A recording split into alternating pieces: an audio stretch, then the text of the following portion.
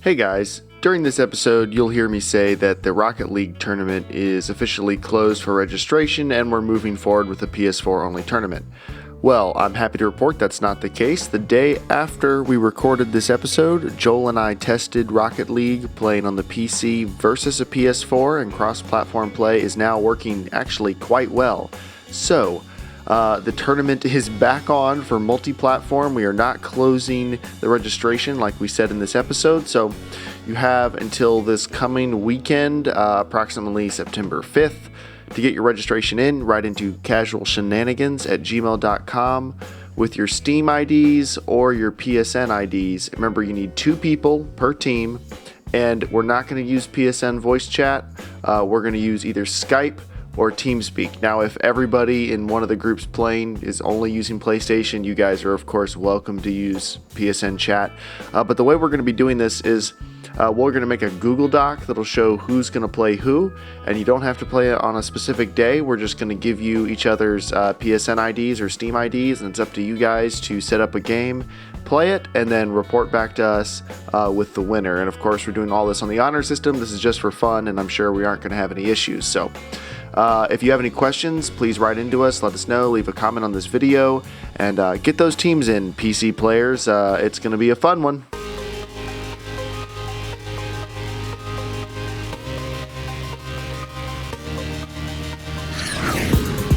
Offline, but did you wait? Casual Shenanigans is streaming now. Is it streaming on our Google? I'm clicking whatever that means.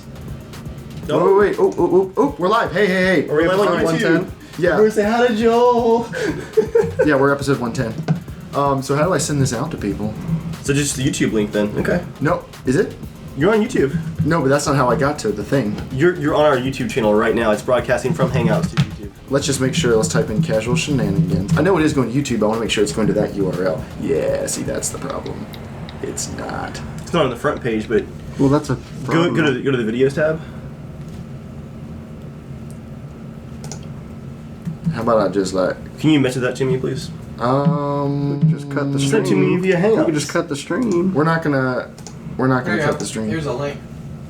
I've got a link. Yeah. Okay, I'll just paste it. I'm starting it with. Oh, this is your wrong CSG account. one or isn't it? whatever.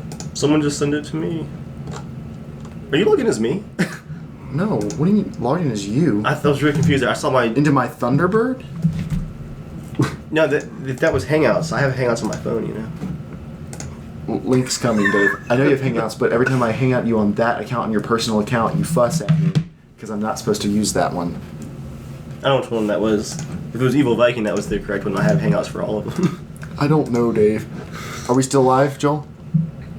It just switched to. I mean, we could always do. Yeah, we're live. It just has your face in front of the camera.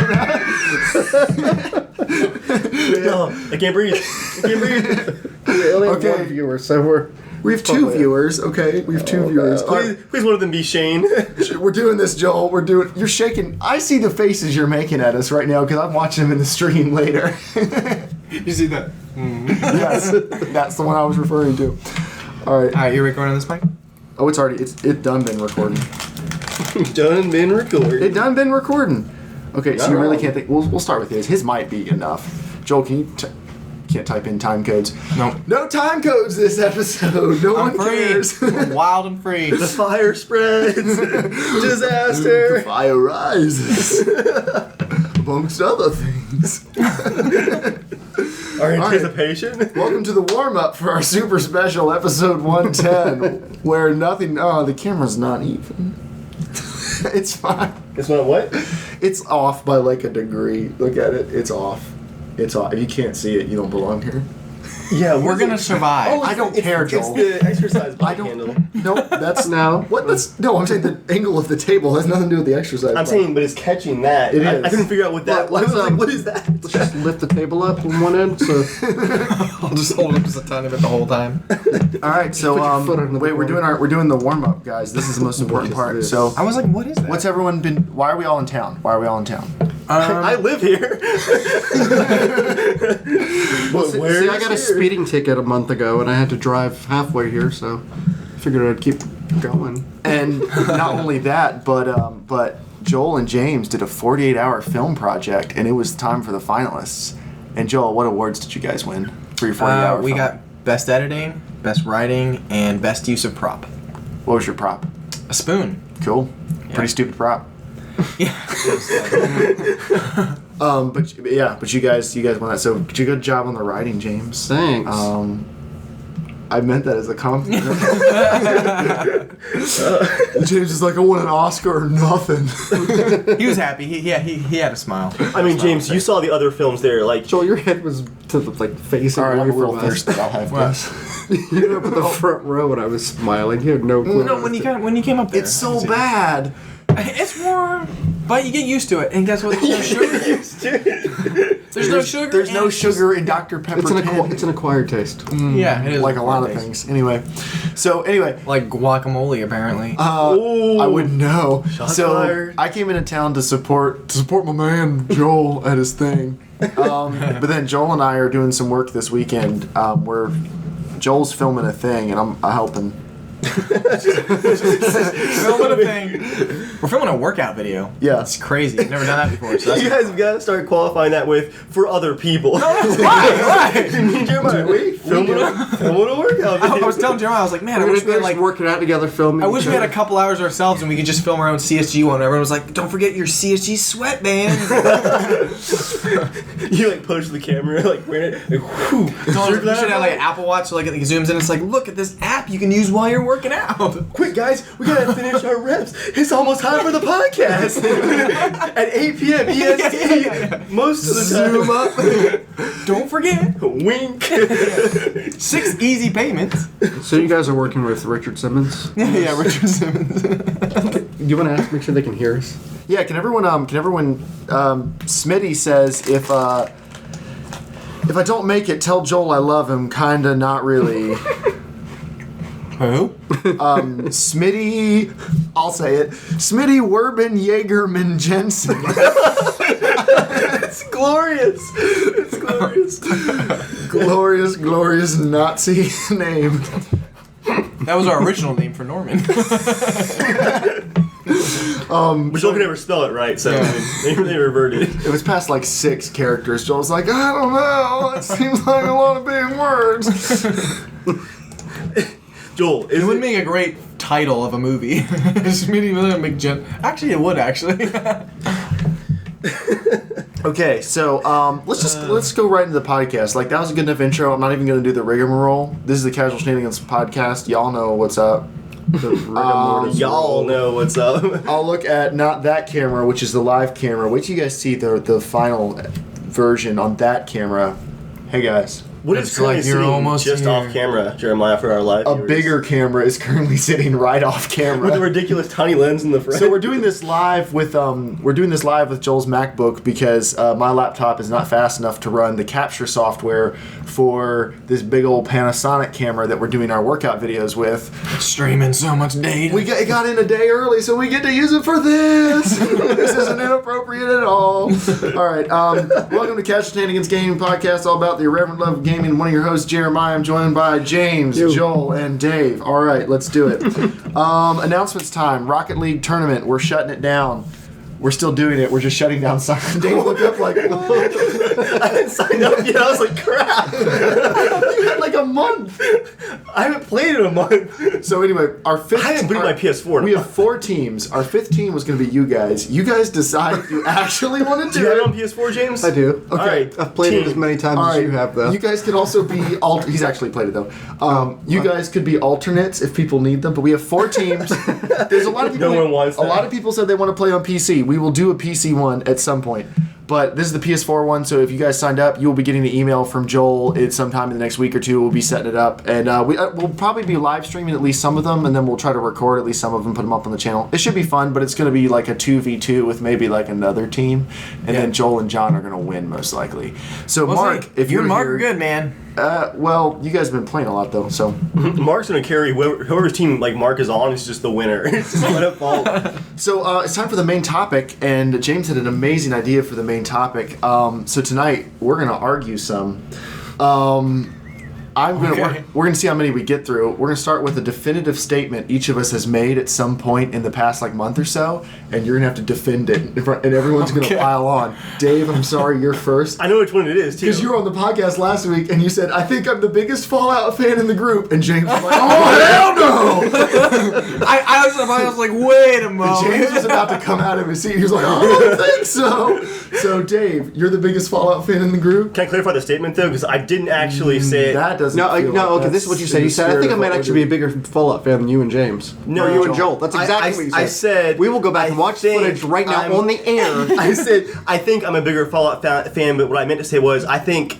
I was a bigger Fallout fan at some point. Like I don't think I am anymore. At some point, then that's what we're doing. Okay, cool. Some point. All right, Yeah, some point. When you played it before we played it. You're old. We know. You played it before everybody else. Actually, I didn't play it. I didn't play it immediately. Did you play the old ones? No. Oh, okay, so my at one time ridiculous love of Fallout. Before Fallout 3 came out, heard about it a year and a half ahead of time. I went nuts diving into the old games.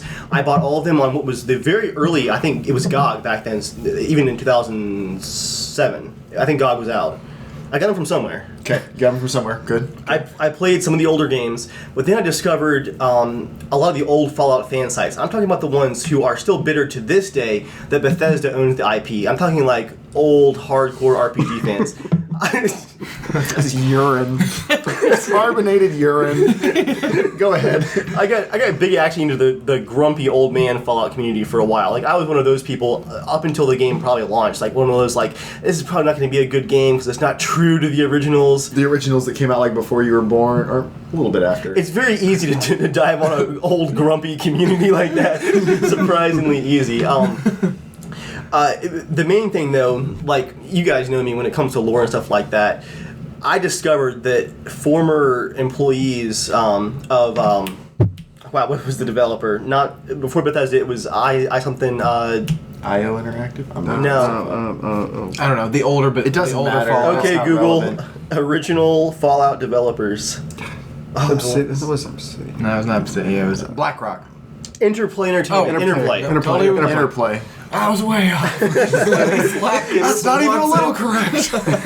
So a couple of the guys who wrote the original design documents for Fallout spent it was 2 years on this fan site. They joined the fan site and they spent 2 years talking to almost every member of the Fallout 1, 2, and then the Fallout Tactics and also the Fallout Canceled project. That was the name. Fallout Canceled. It was going to be Fallout 3. What was the PS2 game called? No one talks about that.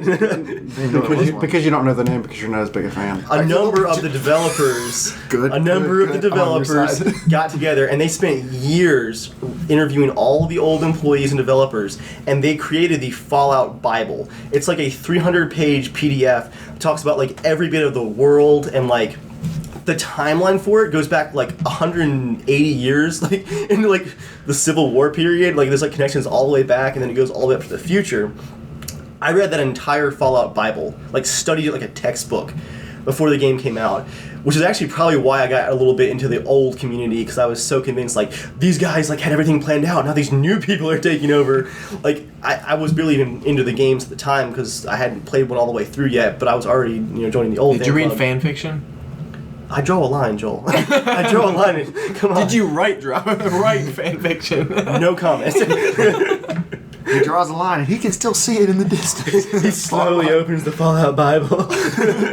All right. Anyway, I'm still waiting for you to come up with something that's actually convincing. And then for the actual launch of Fallout 3, I went all out. I got the collector's edition with the lunchbox and all that. I put probably 300 hours into the game. I discovered everything. I had the actual guidebook that I bought. I went all out. That's the gist of the story. The main part wasn't so much like playing the game so much. That was expected by that point. For me, it was the year and a half of research and getting into the old community. I basically, in the year and a half before Fallout 3 came out, I made up for a decade of Fallout fandom into a year and a half. And that's why I think at one point I was a more ridiculous fan than you guys are. That's my argument. all right, James, take it away. Can you name all the songs from the soundtrack? Oh boy. James, just because I don't play the Fallout soundtrack over can you every other game out there. No, who was a bigger fan? Can you I feel sing the this is songs to the soundtrack? Oh my. I actually read the legal documents of when Interplay was in a not custody battle, a battle over the soundtrack because the original song that they wanted to use for Fallout 3 they couldn't use by the ink spots. Maybe just don't hit the table the mic is on constantly as part of your point. Emphatic points. But James, our actual friendship is based on Fallout. I thought you met each other in college, though. No, you don't understand. But Fallout that was one got us level. through. That was one level. They met that while was one holding level. their Fallout boxes, their eyes But we connected. consistently talked about Fallout probably for 4 years straight. I mean, every day. I feel left out, to be honest. So, Dave, when we were at the beach trip, what was it, 3 years ago? Yeah. Who played Fallout on their phone as they were walking through the sand, pretend like we were playing New Vegas? Was it you or was it us? How many years ago was that? It was like, was Yeah, it it was 3? like 3 years ago. So that was the beginning of my Witcher period. Yeah, That's fine. That's fine. He's laying it out. He's I'm laying talking it out. about 2007 to 2008. Okay, all right. Remember that one time that Dave made his own Nuka-Cola Oh, that was bottles? amazing. Oh my You, bad! like, I did all made the design Nuka-Cola for and it? it got on joystick and everything. It got on joystick? And, I Yep. made it for James's birthday present. I delivered it. It was amazing. What'd you put in there instead of Coke? And then guess what? James bought me an Cocaine. Inkspot's old record that I play almost at least twice or 3 times a I month have the- to go to I sleep have the to. collector's I dream Inkspot through soundtrack. Inkspots. But do you actually own an album, like a physical? I don't have the actual record. I have the collector's Okay. CD that was not for sale. So I hear understand. second tier. I understand where you're coming from with the Fallout Bible, but I'm hearing some compelling stuff over I'm here. hearing some Fallout. Did you go to DC after you played the game just to check out the locations you went to in the game? Dude, Actually, we won. I did. We had some friends in DC. Okay, this is getting good. we had some friends in DC, and we would go up every summer. And after I played Fallout, I'm an environment artist. Even back then, I was doing some stuff for other games. I was mapping out like, oh, this is where the tunnel system came out, and this is where the trenches were. Were you doing it just as part of the trip, or did you specifically go there to do that? I wasn't gonna admit that's what I was doing. No, but there's a difference between I'm there, I'm already thinking of the locations, and us going there and saying we need to go to DC so we can go to all the locations and follow. That did not happen. No. We'll give a draw on that because if he was already going, you can't be like cancel the trip and then go. It was an every Right. summer trip. Now the making the nuclear. Dude, how many videos have you made for Fallout 3? How many what? How many videos have you made for Fallout 3? I wasn't doing YouTube back then. I was, and I made several Wander videos. Actually, so interestingly enough, I wasn't doing YouTube during my Fallout period, and yet I still have one Fallout New Vegas video because while waiting for Battlefield 3 to come out, I went back, I loaded my old save game with all my House of Cards mod collection, and I still ended up playing like 10 or 12 hours. I recorded one video, even though I wasn't playing Fallout at the time, I still had it installed and went back. The ultimate question: how many times have you bought Fallout 3 or New Vegas? Fair though, because Dave's cheap. Dave's really cheap. I think I still do have 2 copies of Fallout But 3 though. if he loves Witcher, he would buy almost anything for Witcher. I have bought 2 copies of Witcher. Yeah. Well, I don't have a console. back And then. I mean, we both agreed that we'd buy Gwent card. We've already bought Gwent cards. If we bought Joel, official Gwent we cards. emailed the seller asking for under the table Gwent cards. Did he respond? No, he didn't respond. Oh man. Which Fallout shirts do you own? So yeah, I'm not big on merchandise either. Outside of the collector's editions. so Outside you of- wouldn't like a Witcher shirt. With the 3 slashes on the front. I've looked at them, but honestly, Pricey it comes down to honestly, it's the cheapness thing again. They're like what, $30 probably. I'll buy the collector's editions where I get like a whole bundle of stuff, but I do find it hard unless it's on eBay. I have bought second tier Fallout and Witcher merchandise and Stalker merchandise from eBay, like from China. I bought a Chinese Witcher. Dave has the Witcher emblem. Yeah, but it's a $9 one from China instead of the official $30 one. I'm a bad person. So how many times have you fantasized about living in the 50s because of Fallout? Don't make an ageist joke. Don't make an ageist joke. He has to fantasize. You're It has nothing to do with. It has nothing, I'm not for the 50s.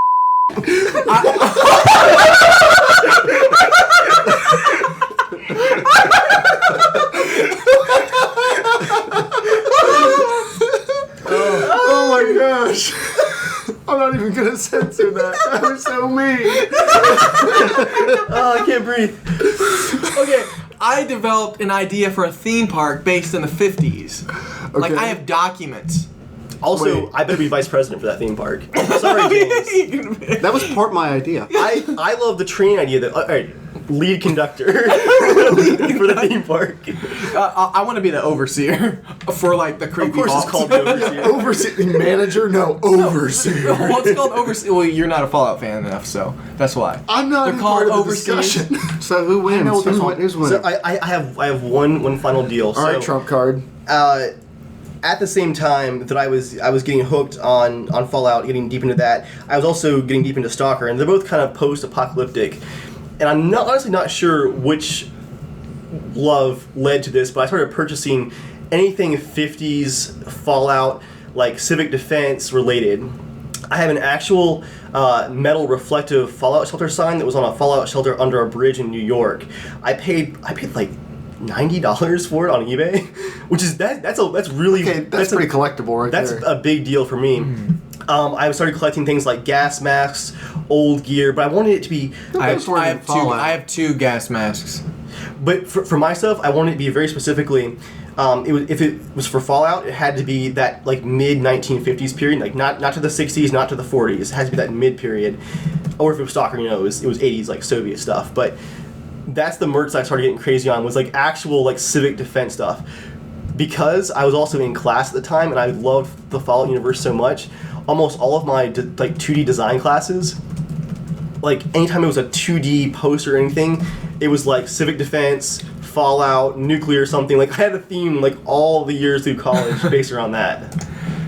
That's pretty good. That's all So, pretty good stuff. so Remember the last RPG I two was developing things. that was a Fallout-based inspired RPG game? I was busy doing real. Phonics. Yeah, I couldn't spell Phoenix correctly. And it was like Phonix or Phoenix Oh, or wait, my something. dad- Phonics? Is it Phonics? Yeah, it wasn't It was Phoenix. Yeah, Phoenix or something. Rising like a Fiona from the ashes. Is Shane in the? Yeah, he's here. He's here. Ask him who's mentioned Fallout more in the podcast, Okay. and I think that should be the decider. Is Shane just our ruler? Shane is our to repeat, though, historian. I'm not claiming to be the It's biggest true. Fallout fan this year. Just in the past. Okay. I'm saying now, there was a point in time where I was a much bigger Fallout fan. now That we are now, or just at that You know time? what? I'll say than you guys are now even. Okay, so we're gonna leave it based on the cases presented. Does anyone have a closing argument to make? All I want to say What is is? How much did you pay for the collector's edition this time around? I couldn't get one in time. How much did you pay? oh, I bought that and I'm buying a digital version on the PS4 too. That's separate. Wait. My mint condition. Full disclosure, I Because had I bought a disc-based one with the little armband. That's my collector's edition. Are you gonna take I the know I'm armband gonna out? buy another copy of it anyway. Are you gonna take the armband out? What? Are you gonna take the armband? Oh yeah, I'm gonna use that. Okay. I'm actually, so for the collector's box, I haven't ordered like a normal edition yet. I didn't get the Pip-Boy. I actually don't want that version. What I'm really hoping for, and I don't think they're going to do it this late, I was hoping for another lunchbox style collectible. Like, I love desk style collectibles. There's one that's doing kind of a lunchbox. There's one that's called the Treasure Box or something like that. It's by this website company that they do. I think it's called the Loot Box. Right. I don't know if that's Locke gonna- says in chat the PS2 game was called Brotherhood of Steel. Right. I know what it was called. Okay, all right. Down. According to the original community, James, that was not officially canon. Okay, so- all right. We have 30 seconds Okay. each for closing arguments, then chat will vote. I think I'm actually, Okay. I'm done, actually. Okay, that's you. Okay, You I- pass? You can quit? he doesn't pass. He's presented a very No, yeah, compelling yeah. argument. Now, 30-second closing argument, whichever one of you tag Let's team just do it. All right, I have a playlist on audio right now called Fallout 3 that I listen to almost every single day had one in for at Group least Shark. 2 hours. I listen to radio broadcasts of like 1950s, 1940s like warnings while I wrote the script to Norman for hours on end. like Just the sounds of warnings? like Yeah, like the. just That's I kinda love weird that. in I know. general. Yeah, I'm going all out there because I want to win. There's radio stations that How have many nothing songs but did we those. rewrite the lyrics? You say it. We rewrote lyrics to Fallout things. Oh, it was amazing. We spent like an hour doing it. Just Yeah, I own it on PC. I own it on Xbox 360. PS3. Yeah, PS3 as well. All 3 of them. Okay, that's more than 30 seconds. So, chat, we're going to move on to the news. Chat, you guys vote. Are Joel and James bigger Fallout fans, or is Dave, has he ever been a bigger Fallout fan than they are now? And the way we're going to do this is anytime we don't have a topic, it could be a surprise. Someone will get put in the hot seat, and they're just going to get beat to death. Can I just get over you guys' topic. hands just real quick, guys? I need to remind you guys of something. The thing, grab his hand. The thing that brings us together, guys. This come looks on. doable. Wait, why am I? Let us no. Shut up. Let us all remember our true faith in God, Howard. Especially coming to Fallout 4, it brings us together. Can I get in? You don't believe. I said I would try it. You're not part of the inner I'll circle. try it. I'll Joel, try. are you buying, you're buying on the PS4, right? I had a sexual experience watching the trailer for Fallout 4. What? James and I, we watched. I'm out. I pass. James Also, and I, we Joel, watched the never- trailer. Never making eye contact with you again. I'm out. No more eye contact. We watched the. You held his hand into the start. Wait for the. I don't know your soul. The acid, Why baby. So we No, haven't we any watched votes the- yet. Atheos says Fallout is the real winner. We'll wait as the other votes come in. Remember, you guys got to vote in chat. Oh man. Is Dave or Joel and James bigger fans? And you're buying it on PS4, right? Mm-hmm. Sweet, I'll get to try it for free. But I will also buy it on PC as well. That's fine. Buy it on Steam so I can try both. You own it on Xbox I One will. at some point. Oh too. yeah, Xbox everything. I don't even understand why. Because when it's so cheap, it was like I got to. It'll look worse. I don't know why. I'm not gonna. I probably won't play it on that system. I'll just own it on the system. That's what matters. All right. Oh man. All right. Chuck says Joel and James are clearly bigger fanboys, or at least their enthusiasm has outlasted. It's outlasted Dave's. mine. Okay. But that might change this year. We'll see. We'll see. We'll see. If you guys can bring me into the fold, Dave, you didn't I'm have willing to news become on it. it for the night. Yeah, I don't have news this week. Okay. So we're gonna move on to the news, but just you guys know, so any week coming up that we don't have a topic, someone might get stuck in the hot seat, and we're gonna pick Probably like, no,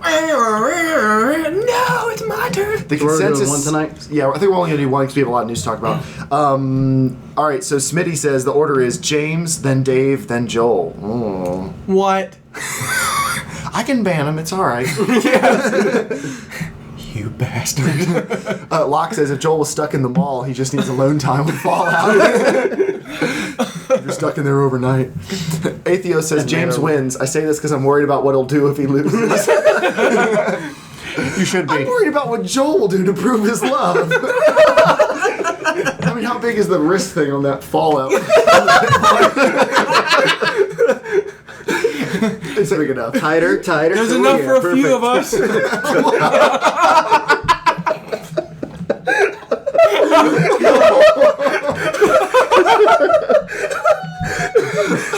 Oh gosh.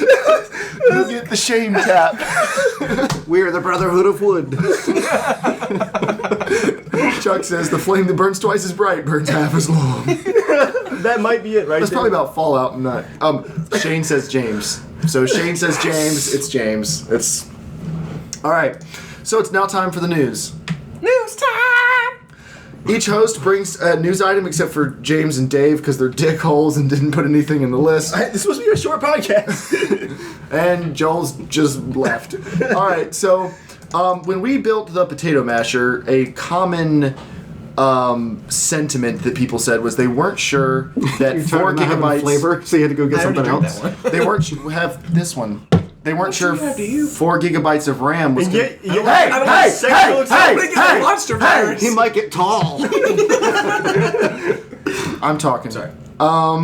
So when we built the potato masher, a lot of people were worried that 4 gigabytes of RAM would not be sufficient for gaming on a modern system because games would need more than 4 gigs.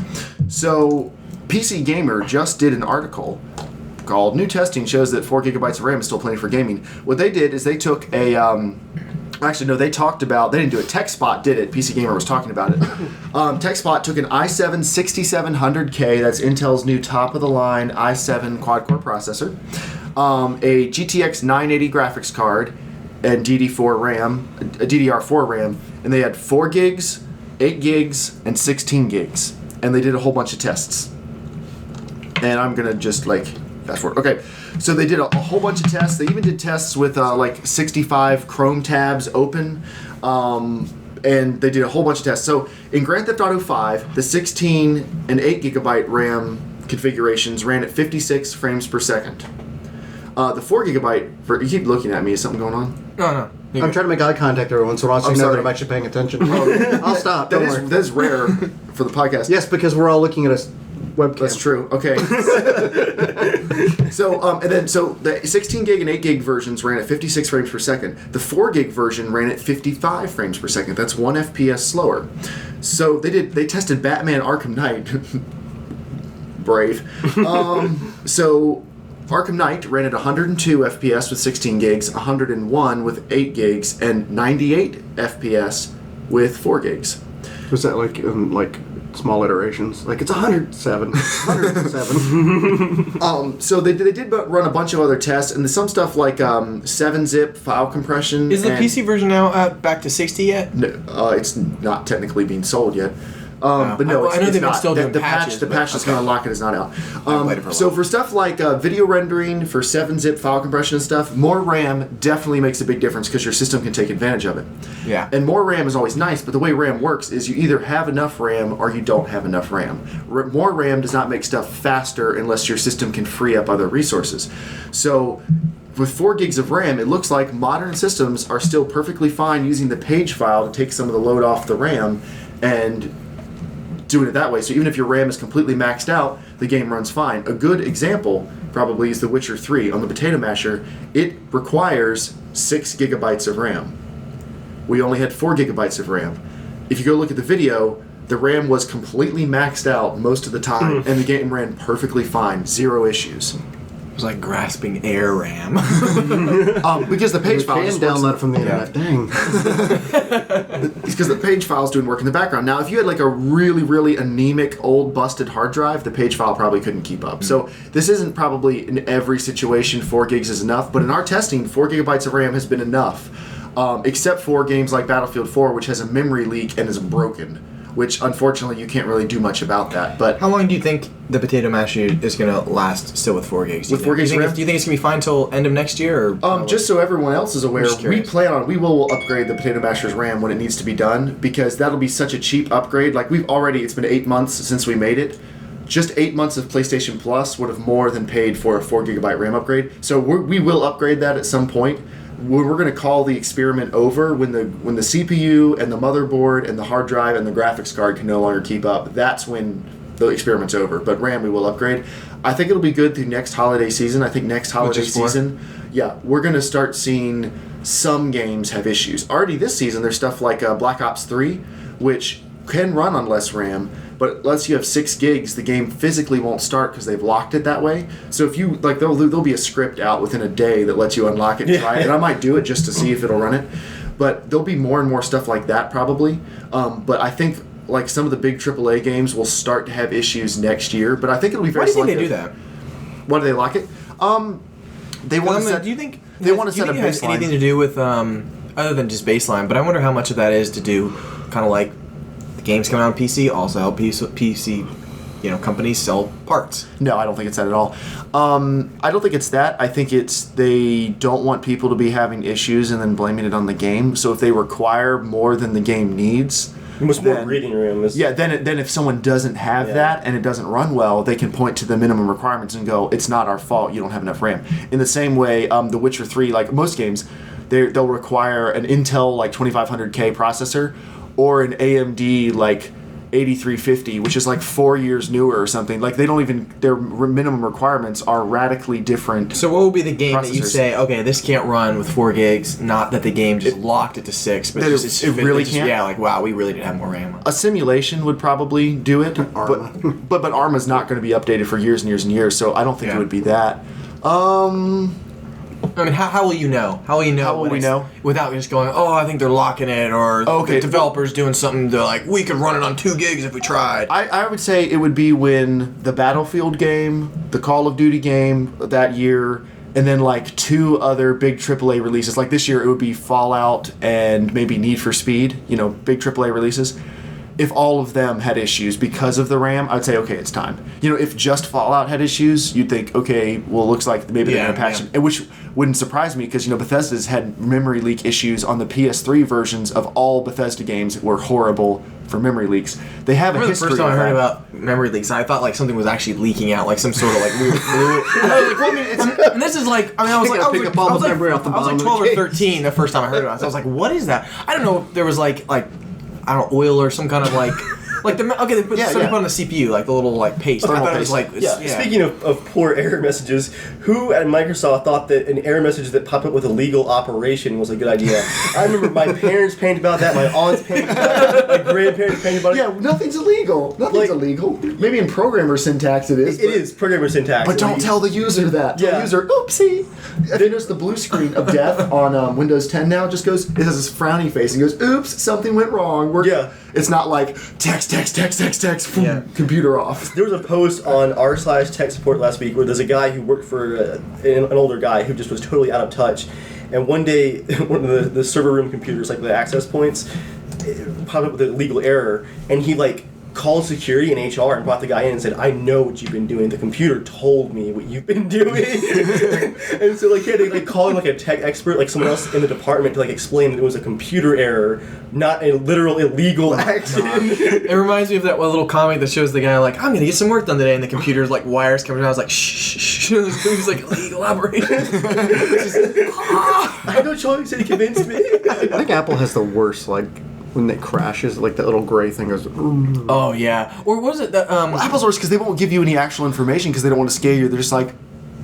The PC does one. And then they put that in 30 different languages. It will restart, and there's one that says erasing data, something rather. Oh yeah. And I'm like, holy crap! Preparing for memory dump. Yeah, and there's a percentage counting up. I'm like, what does that mean? I pulled the plug. I was like, holy crap! There goes my files. So the takeaway is that's where your files were. That's all they save things with. It was saving them. What did you do? I was saving, and I'm like, nope. Checking my disk. No, not today. I know what you're up to. Cleaning disk. I don't want nobody in my disks. Seeing we hate on Mac for a second, I got a rabbit trail for just one more second. I forgot about this. This is my news for this week. How about this? Okay. Before you finish up yours. Okay. My parents have a Windows 8.1 laptop that I bought for them because it was supposed to be easy to use. They still don't know how to close those full screen tiles. They just drag things until they're off to the side, and they use a computer with half the screen. There's a memory error or something on the laptop that causes it to blue screen a couple times a day, and of course it had a 1-year warranty, which is fantastic. This is on a Mac, you said? No, this is a Lenovo Windows 8.1 laptop. So cheap one, I'm guessing. No, it was. It was about $600. All right. I mean, Lenovo $600 laptop. It's supposed to be decent. Wow. Lenovo, I would consider that a more trusted brand for a laptop. They used to be. Used to be. They've started doing lots of spyware and adware stuff. I cleaned all that up. Anyway, okay. But it has the recovery partition on the hard drive, right? So Friday it blue screens. My parents are trying to get to an email, and they don't like calling me for tech support because they don't want to bother me. Mm-hmm. But I keep telling them, if you'll call me before the disaster happens, I can head it off at the pass. Yeah. They kept hitting next, and it kept blue screen until eventually, somehow, by just hitting next, they formatted the entire hard drive, reinstalled Windows, and recovered the partition. Recovered it? Yeah. So all their stuff got back? No, the factory. Did they do the refresh thing where it Yeah, it saves your pictures and stuff, but it wipes everything else? No, they managed to, by keep hitting next to format the computer and install the factory condition. And that's they didn't go into anything just on the blue screens and the restart. Someone just kept hitting next, I want to get to my email, I need to get this email, and then formatted the computer.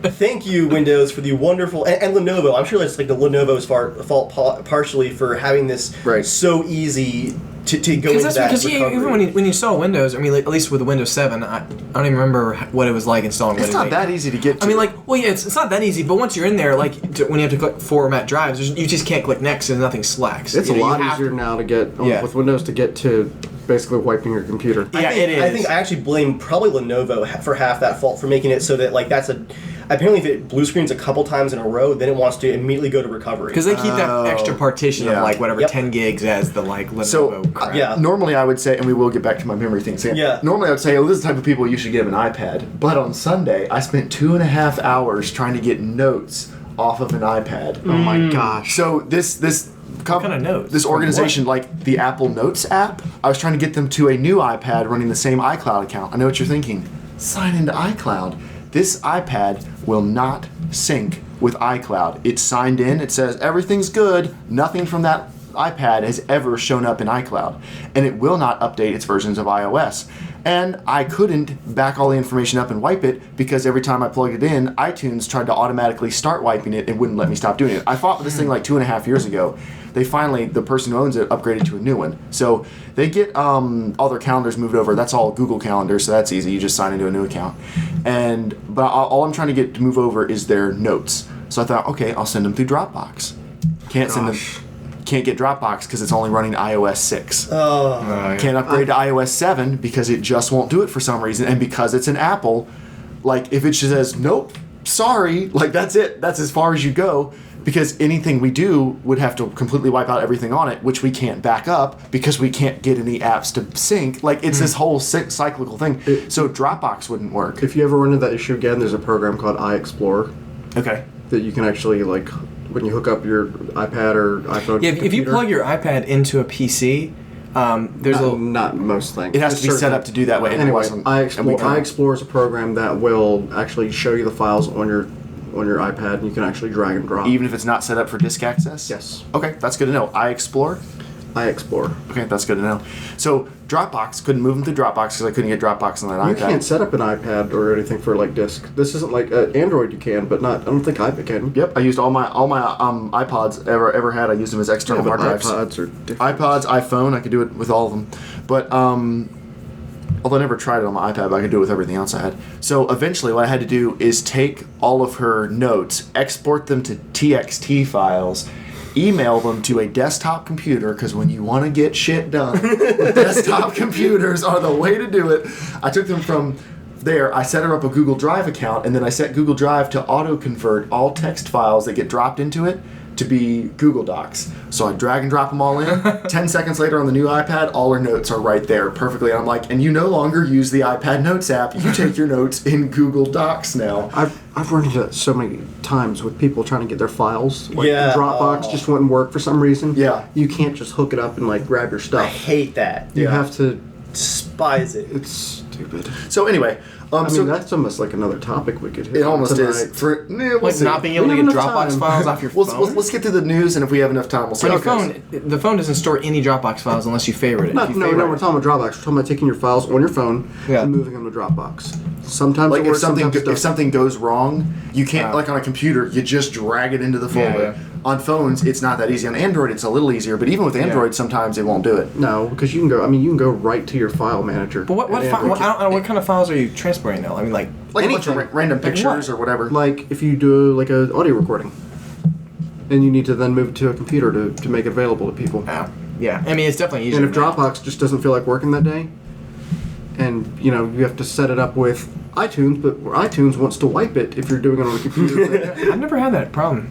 You only ever use your computer, I'm sure. Yeah, that's the problem. Is I've tech supported a Oh, I mean, now lot. on the phone you can click upload and it uploads to Dropbox. At the easy, or organizations wherever I've you worked want. for, there's been a lot of Apple devices, Yeah. and consistently they are the most problematic because if something goes wrong, I can't. Yeah, it's one of those backdoor things like, I anything. mean, if you don't It's- have if you don't keep up with your iTunes account, Yep.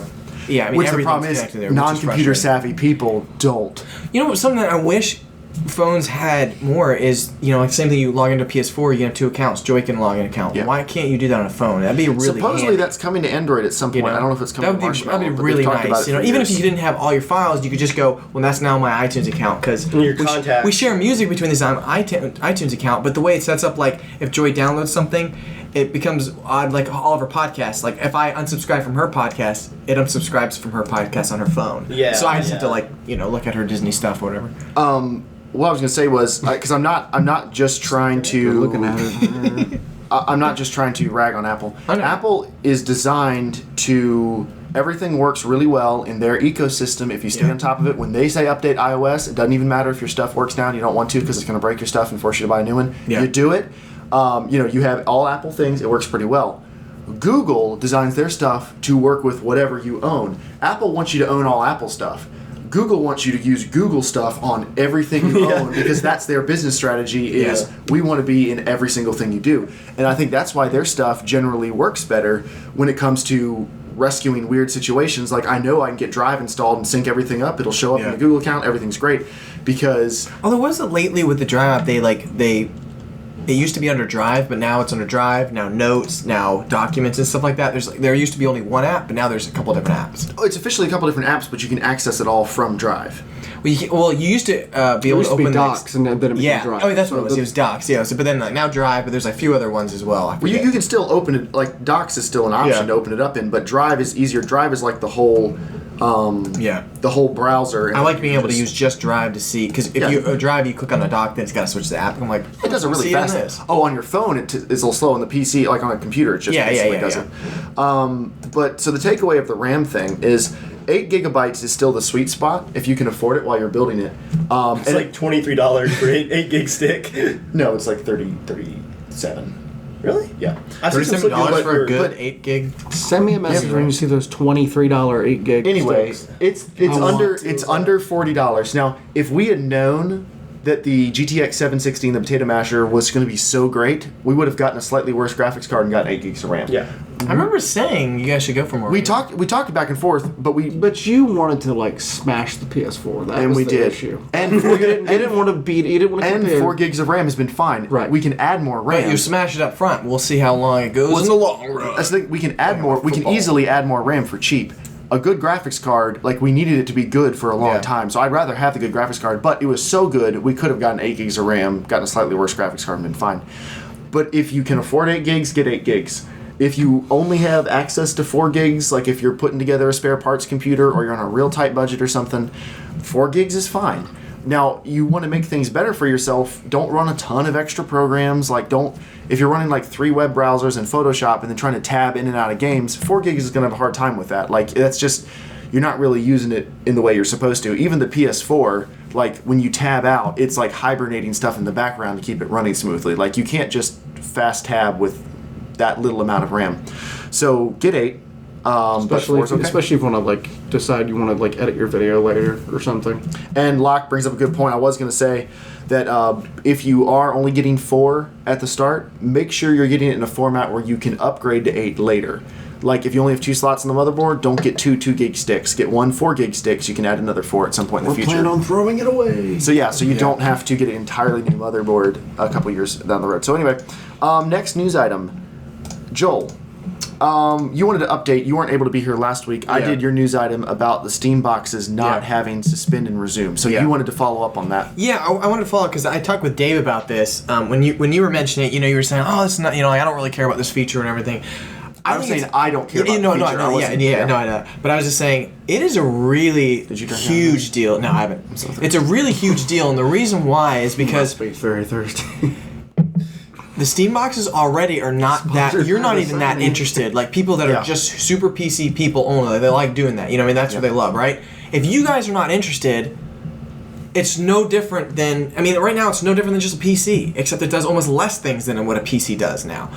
They need to have. It needs to work a little bit more like a console. It needs to, because they're trying to get other people that are like, oh, I want to do PC gaming, but I'm not ready to commit to a full rig and having to upgrade stuff. I just want something that's like, oh, does it work, But they're not giving a lot of that stuff. So it's like, PC people are going to be like, well, why should I do that? I can't upgrade it. I can't do this. If I run the Steam OS, I have less options than if I just run a PC, and now I can't upgrade it because it's really small. And they're not doing anything that grabs people going, hey, PC gaming is not very hard to get into, guys. Start this out as a basic one. Think of it as like a compact, get started, kind of game that's all put together. But it's like, well, you can't do that. Off the shelf and not Alienware.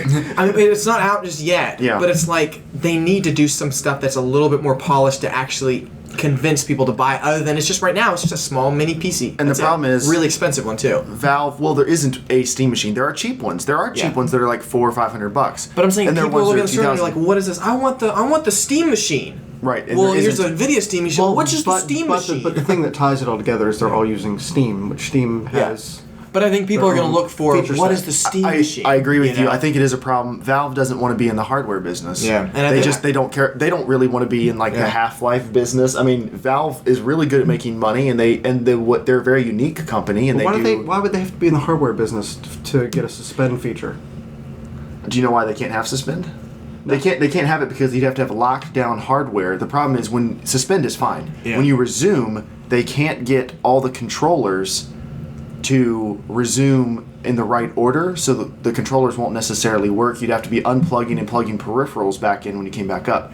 Now on a PS4, every PS4 controller either has to be made by Sony or it has to have a little emulator chip in it, basically, that makes the PS4 think it's a Sony controller. Yeah. Like, they have to act exactly the same way. I mean, it's the same way if you put your PC to sleep. Sometimes you turn on. Right. Sometimes your So, headset might not be connected. It might This be is connected this to is the phone, no depending on different what boots than up. a PS4 or Xbox. Could that not be a version. software fix that are? It could. They said they cannot get it to work in software and Maybe still they'll have fix its it. own I platform. but if they, instead of doing like every computer, if they just had the ones that are built into SteamOS, I mean, they could literally have stuff rewritten. But you could use different controllers, though. The issue is the controllers, not the computers. So they would have to say, okay, well, this is a PC that acts like a console, but you can't use these racing wheels, these aftermarket controllers. The nice thing about the PC is you can use anything. You can use controllers that weren't even made for it, like the PS4 controller.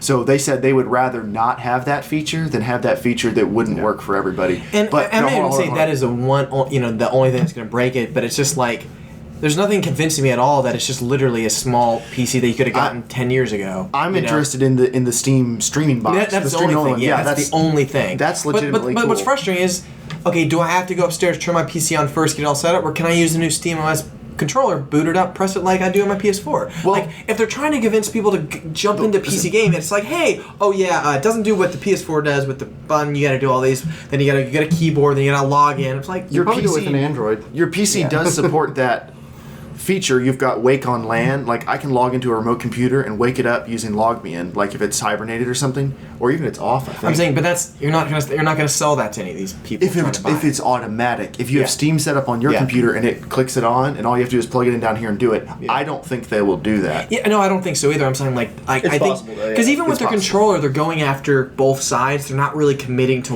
one thing, and so I think it's interesting. But I don't think it's going to be like it's going to tie it all together. Like, I guys, agree. you need to have think this experience. It's going to be like, well, I could, but I could just buy a cheaper one. I don't and think, build it but I don't myself. think their goal necessarily is to get rid of, or to make all console gamers PC gamers. I think their goal might be to try to infringe on some of the people that play PC games, that also play console games because they have just a little bit different experience. A lot of people that I think play so. like laptops on Steam, like that might be a market they're going for. Yeah, I mean, People who just use a crappy laptop, but- they can have that console experience even though they're at heart a PC gamer. Yeah, And then not have to worry But I'm about saying, are any you of the guys convinced to console. buy a $600 Steam machine? The only thing I'm interested is just the streaming one, and I already have a PC for it. Joel, I think about a $5 lunch before I buy it. But you know what I'm saying? But it hasn't. I don't think it's convinced any of us to buy one. Yeah. So it's not. Valve is not going after the right audience at all because they're trying to go, hey, hardcore PC gamer people that play on that. Maybe you get this little box down for your TV and you can play your PC games on that. But I already They're got not, one. they're And not I could. marketing it towards that market though. But I'm like. They're not really. I'm saying They're they're not not marketing marketing towards it at that, all. and they're not really marketing towards people that are They're not wanting marketing it a at casual all. experience where I can go press a Yeah. SteamOS button. If they did that, like I'd be blown away. I'm like, sweet. Well, Joel, let's not hypothesize too much. We don't really know how it's. Well, gonna I work know when it that, comes but out. I'm just saying like they haven't done anything. because if- it's supposed to come out spring. Yeah, if you hold Yeah. off on getting even the little streaming box, I am 100% going to buy one Yeah. just to try it out. If nothing else, I'll loan it to you. You try it for as long as you want. Yeah. And if it doesn't, like you said, if it doesn't work, I'm not getting one right away. yeah, I'm if it gonna doesn't see work works at exactly all. like you want, then fine. And I think it'll be cool, but I think it'll be Do they have a return policy? for cool that? and then not use that much. Flip it on eBay. I mean, I'm just going from the same how I feel right now with Daisy. I'm like it's supposed to be getting there, close to being finished. Right. I'm not seeing any of the like. I'm interested when it's Man, there. they're really not. I don't want to they're see not, them like they're get not there. pushing like who are they trying to sell this to? Like, Yeah. you're not going to get people that are like afraid of having to install video cards or RAM to buy this because all it's going to look like is a small little PC that really is expensive and it doesn't do the same things that they're already used to. Yeah. So Well, it's funny that they had announced all those little consoles that were, Yeah, and then- things were going to come out, and then like that just kind of just disappeared. Like it made it sound like 20 were going to come out like in the next. yeah, few the months. software just wasn't ready. I don't think. Yeah, It's- but there still are like at least 10 people still planning on doing 10 companies. We'll see who actually releases one. But next news item: Metal Gear Solid 5: The Phantom Pain is out now on consoles, or no, it comes out Tuesday. It comes out Tuesday. And it's coming out September 1st. Wait, I think it is already out. All Oh, no. platforms All are platforms are now September 1st. The PC They was going changed to come the out on launch. September 15th, and Yeah. now they moved it to September 1st, which is cool. But the PC version is not going to have a preload option. On the consoles, you can preload them a week early, kind of because you need to, because the download speeds are slow, unless you have an Xbox. So you will not be able to preload it on the PC, and it is 28 gigabytes. You know, I would bet that it's because of the pushback on the date. They didn't have time to. Yeah, I bet it's not through cert. I bet it's not ready. I bet Probably be like 2 days before. Yeah. And so, unfortunately, now if you do pre-order it on Steam, which you should never pre-order again, Unless you buy a 90 Ti. but Unless you like the pre-order bonuses. but all right, stop justifying everything, everybody. Spend money. Fallout 4 Like, is I no like more some of the games have really good pre-order bonuses. Okay, all I'm right. fine with. Anyway, You consumers whore. anyway, it You would buy You would so pre-order much a DLC. taco if you could get extra cheese. Dave. Cheap bastard. Yeah. okay. So anyway, That's an entrepreneurial idea right there. anyway, if you buy the Phantom Pain, if you pre-order it, you get Ground Zeroes for free. Yeah. Which you should because it's a chunk of the game, but that's a different that's cool. topic. It's like a so side you can mission. download and play that right now because it's been out for I a year. re-download it on the PS4 because I'm excited. Yeah, no one cares. So, but the earliest you can start downloading No one likes because you're so tall. the Phantom Pain. the earliest you can download the Phantom Pain is September 1st, which on the PC is no big deal. Honestly, it'll take me probably an hour to download Yeah. those 28 gigs. On the PS4, it'll probably be like 4 hours, 5 hours. Jeremiah, let's be honest here. 28 gigs is only 8 more gigs than our Arma mod pack. So if Dan can download that from Alaska, we can handle a little bit of Metal Shout Gear out to Solid. Dan, your internet sucks. My office has been warm for days. Let the potato masher rest, please. Okay. Anyway, That poor FTP server. that's that news item. Next news item, GTA 5 has a video editor on the PC, which is really cool. People are making cool videos with it. That is now coming to the consoles. I am looking forward to seeing how easy that thing is to use with a controller, but they made the track, like the mission creator works really well with the controller, so Are they who going knows? to do like mouse support? I don't know.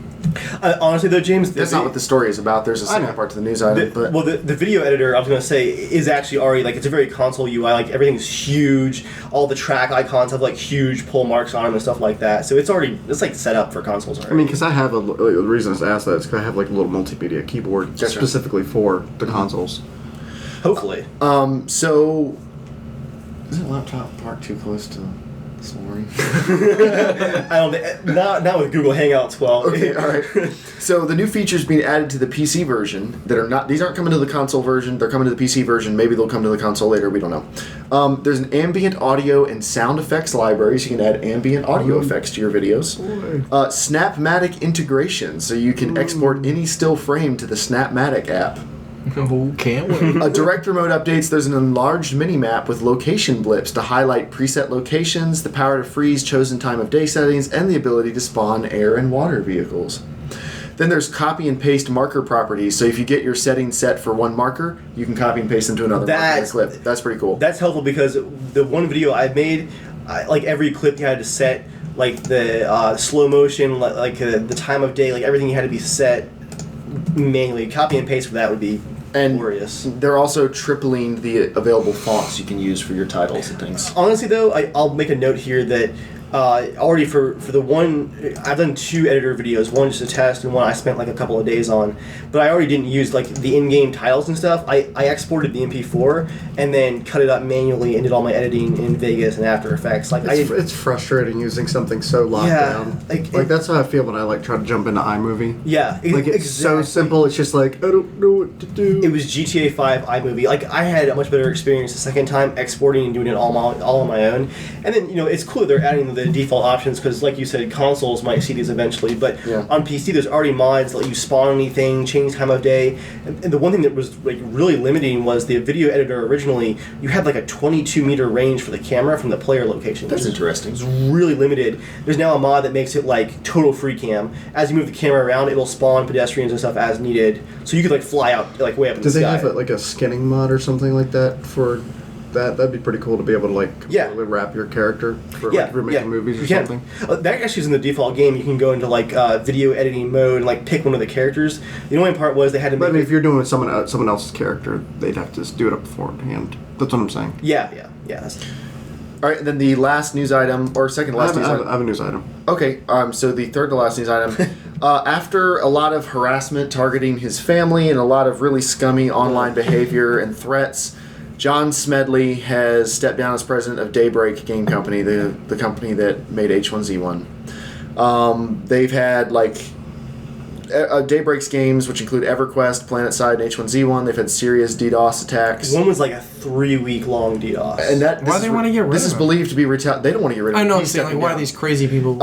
It's retaliation because he vowed to pursue legal action against the member of a certain hacker group who will not name, who was given a 2-year suspended sentence for his role in harassing Smedley and his family, including diverting a flight Smedley was on with a bomb threat. And we talked about this on the podcast. That. And remember, Smedley said he was going to pursue legal action. A 2-year suspended sentence is he needs to hire like a Probation. Australian tracker. bomb threats on a plane is pursue different type of terrorism. action. Yeah, it's terrorism. And then, he was doing stuff like having friends who lived near Smedley's house, desecrate his father's grave and stuff like that, calling his house, people throwing things at his house and just... Yeah. Please find him. Anyway. I like to play a game. We're sorry for John Smedley. He did a lot of good work with H1Z1, and hopefully he finds a little more under the radar piece at his next job. Well, he's still working there technically, right? Step down as president. We'll see. It's kind of up in the air right He now. might be working from home. If there's a hacker that's delaying Half-Life 3, that's the whole reason. It's that guy. All right, what's your news item? Nintendo's apparently filed some patents for, I guess, hopefully their next system. No discs. So it's gonna. Nothing. All right. So it is gonna take an SD card thing, and it might take cartridges the size of the 3DS or something like that. Mm-hmm. And I think they mentioned something about streaming and more service sharing. So We'll see. That's probably their patents for the console after the next one because they're already. My question is, the if next it's one to that fail. tiny, they're not gonna be able to do. What kind of graphics are they gonna be able to do? that if they went with my idea, where they created something that was just focused on. Yeah. I mean, imagine a legacy GameCube stuff. without the disc drive. Yeah. I mean, if they're gonna just Yeah. go, if they just go lower quality. But I'm saying, the Wii U is. It's not small, but it's not too big. If you took the disc drive out of a PS4, it would lose 25% of its size. Think of something. But That's this almost reminds me it's gonna be a tiny how much Vita. how much does a disc hold? 50 gigs if it's a Blu-ray. Blu-ray, yeah. But Nintendo's using proprietary, so who knows how big theirs. I think they're 25. They have to be based on DVD. And the or rest Blu-ray of it's all format, though. amiibo. Right, but I think they have a modified They're version that 25 was smaller. There are 25 gig Blu-rays. But how much would it be then to make just little chips How much is it to produce each one? Quite a bit more. for an SD card? Yes, quite a bit more. That's the whole It reason. could be insanely fast loading, though. It could be, but that's the entire reason the PlayStation was such a huge hit. Was a disc was so much cheaper to produce. Nintendo's profit margin was nowhere close to Sony's when the N64. What if and the Nintendo's PlayStation- just going for the future, everything Maybe digital? but no, that's the discs. The reason discs are still huge is cartridges are expensive to make. I mean, a lot of games cost more than $60 in mid '90s money. Forget today's money, But because cartridges 3DS are so games expensive. are pretty cheap. Those are way smaller though. That could they're be, I think they're 6 or 8 gigs. yeah, those are a lot smaller. But that's so, not pretty big, But they're though. $40 Yeah. for the game, so if they Yeah. spent a little bit more on the. but I'm saying a blank Blu-ray costs 3 or 4 times what a blank DVD costs. So you would assume a chip that can hold Blu-ray amounts of stuff is going to cost 3 or 4 times what They're going to announce only 2D side-scroller games. That's Well, I it. mean, here's the thing: most of their games probably don't get near over 8 gigs, even on the Wii U. It wouldn't surprise me. I mean, Yeah. the graphics just aren't there. Yeah, it wouldn't surprise me. But so Lock Gamer, the thing about Mario Maker, stuff's gonna unlock over time. Lock Gamer says people have found out that in Mario Maker you can turn the clock ahead 9 days and instantly unlock everything. Good job, internet. Score. And then finally, I wanted to talk briefly about YouTube Gaming. YouTube Gaming just launched today. It is their competitor to Twitch, is the easiest way to describe it, because pretty much every feature is directly related to features Twitch has. A really cool feature is, since I have a gaming channel, I automatically had a YouTube gaming channel already set up. I didn't have to do anything. It was just there. All of my videos, almost all of my videos, it went through and it already found which game I was playing and tagged the game. So if people are searching they want to watch videos of that game, they like my videos are presumably on page like 5,000 and something, and they can go look at them. It's like how Twitch does it. Like, It's like how honestly, Twitch does that's it. the coolest feature of YouTube gaming I've seen so far is the automatic tagging and the categorizing of videos. Like, Yeah, it's that's kind of more awesome. like a library. But you get that, plus you get YouTube's far superior streaming quality. Like, because non-partnered people can have all the different resolution options and bitrate options and stuff. What if it's going to Twitch go down caps now out. that there's going to be millions and millions of people streaming? I don't think it'll change. There's so many people streaming on YouTube as it is, and like something like what was it, like a year of footage gets uploaded to YouTube every minute or every hour or something like it's. Holy. Yeah, so I think they've got the server thing pretty nailed Half by of that's now. Dave's 4K Daisy footage. You're about a year behind, Joel.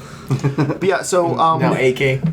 my thoughts on YouTube gaming, like I think I'm the only one who's really played with it much today. I just looked at it for maybe 20 minutes. It looks cool. I like that it made it easier to find games. It makes it easy to find live streams. It's really pretty.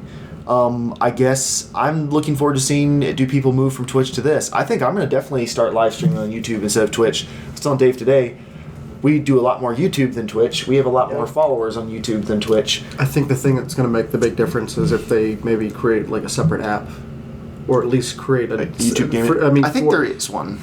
I could be wrong. I'm pretty sure there is. I mean, I'm just like a way for them to, for like people that are just wanting to watch that to be able to get to that specifically quickly. Yeah. Hey guys, Locke says, please don't look directly in the camera. It's hilariously awkward. So what I think we all need to do is to just thank everybody for coming out tonight. Why is it hilariously awkward? Jeremiah. Yeah, that's right. It's all for you guys. ASMR radio. Oh my. No, I don't want to make eye contact. What have I done? Wow. We're done? We good? Can we do this remotely again, please? All right. Why is it awkward for us to... I don't even understand. Defend yourself. He doesn't like looking people in the eyes. I think it's... I did know a friend that could not look anyone in the eyes. Ever. Well, if you stop talking about your sexual experiences with Fallout trailers, maybe he could. You broke him. I use this hand that you just touched. I'm trying to think of a really raunchy Pit Boy joke. I've got a couple like halfway jokes. Oh, it's trying to be good. Anyway, so, Actually, I wanted to mention on the YouTube gaming topic, did you guys see the articles today talking about the issues with the copyright ID monstrosity on YouTube already? I was too busy A lot of stuff sleeping. getting pulled. Yeah, so Jack Frags has been streaming a lot. He's one of my favorite content producers that I actually, whenever I can get time to watch, it's like Jack Frags or Scanner Barkley. He's been live streaming, and in-game music is getting pulled like immediately. So he does a live stream, and like they'll mute his stream until he like mutes all the music in the game and like goes through and changes everything. Compared to Twitch, it's like a total just horrible situation for content creators. let me make this easy for content creators. YouTube has a massive free audio library. For live streaming. If they're live I streaming, know. Game stuff. Oh, game audio. Game audio. Why- Oh. It detects like if So, and then there was one guy on Reddit who said that his friend last night did a YouTube live stream of a Counter-Strike match with all of the in-game audio muted except for gunshots and like the UI sounds. And because Counter-Strike has music packs you can unlock for things like you ranked up, you got a kill, it has like a little like music chime that goes off. The company that created those music chimes flagged his video on YouTube and took it down and then content ID'd it. He had That's stupid. everything muted, and this is there's been a couple articles today that a lot of content creators here on day 2 of YouTube gaming are producing content that is requiring a ton of back-end work.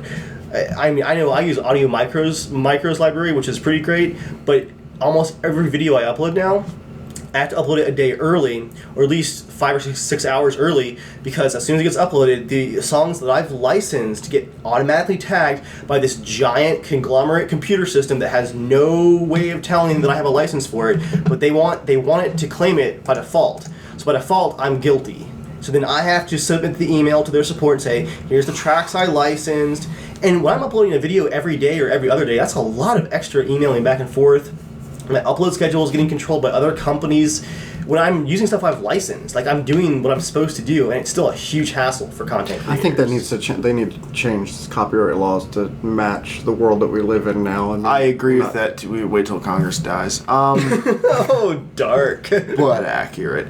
But on YouTube, if you use YouTube, YouTube has a massive free audio library for content creators to make stuff that's going on YouTube, not to use for whatever you want, and that will not get flagged or used. That's all I use now, except for a couple tracks we've licensed for things in the past that I still use on existing series. But everything new I make, like every Potato Masher video, all of it only uses stuff from their library, so I never have to think about it. Yeah, they don't have everything, but they're adding new stuff on a weekly basis. They are, so it's a pretty good option. But anyway, it is now time for mail time. Mail time. You can write into the show at CasualShenanigans@gmail.com, or you go to the website www.casualshenanigans.com and you fill out the content.